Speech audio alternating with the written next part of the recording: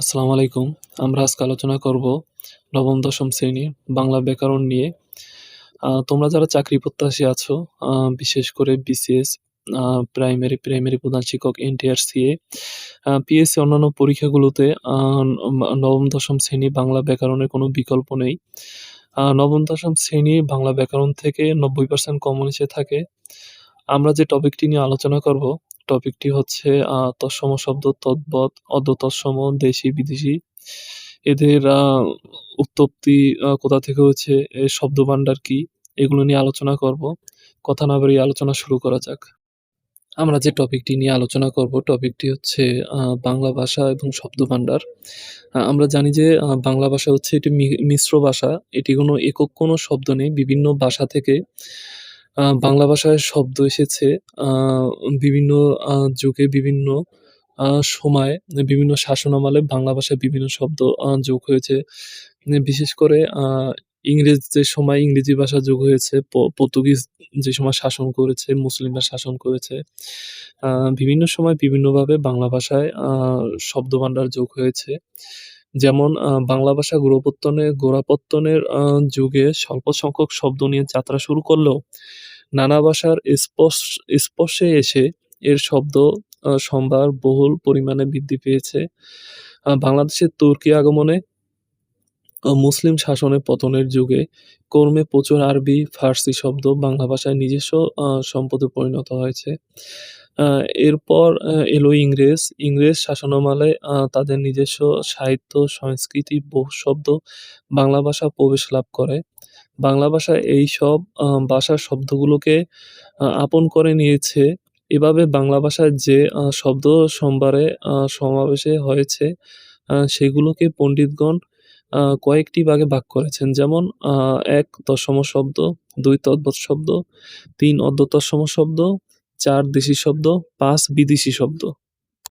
একে এই টপিকগুলো আ উৎপত্তি কোথা থেকে হয়েছে, কিভাবে এই শব্দের ভান্ডার এসেছে, এগুলো সম্পর্কে আমরা একে জানবো। ১ম এ আমরা তৎসম শব্দ নিয়ে আলোচনা করব। তৎসম শব্দ হচ্ছে যেসব শব্দ সংস্কৃত ভাষা থেকে সোজাসুজি বাংলা ভাষায় এসেছে এবং যাদের রূপ অপরিবর্তিত রয়েছে, যে সেসব শব্দকে বলা হয় তৎসম শব্দ। মানে তৎসম শব্দ হচ্ছে সোজাসুজি কোনো পরিবর্তন হয় না, সোজাসুজি বাংলা ভাষায় এসেছে কোনো পরিবর্তন ছাড়াই। তাকেই আমরা তৎসম শব্দ বলি। তৎসম শব্দ একটি পারিভাষিক শব্দ। এর অর্থ তৎ মানেই তার, প্লাস সম মানেই সমান, তার সমান অর্থাৎ সংস্কৃত। উদাহরণ: চন্দ্র, সূর্য, নক্ষত্র, ভবন, ধর্ম, পাত্র, মানুষ ইত্যাদি। ২ তদ্ভব শব্দ: যেসব শব্দ মূলত সংস্কৃত ভাষায় পাওয়া যায় কিন্তু ভাষার স্বাভাবিক পরিবর্তন প্রাকৃতের মাধ্যমে পরিবর্তিত হয়ে আধুনিক বাংলা ভাষায় স্থান করে নিয়েছে, সেসব শব্দকে বলা হয় তদ্ভব শব্দ। তদ্ভব শব্দ একটি পারিভাষিক শব্দ। এর অর্থ তৎ মানে তার, থেকে আ বব মানে উৎপন্ন।